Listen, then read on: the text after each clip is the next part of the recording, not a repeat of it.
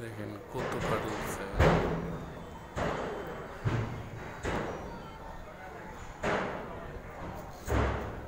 এতটুকু আছে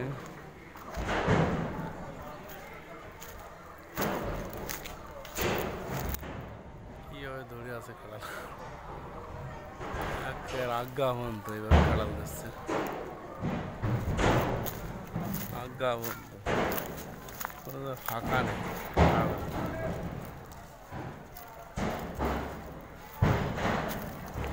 ফাঁকা নাই দেখেন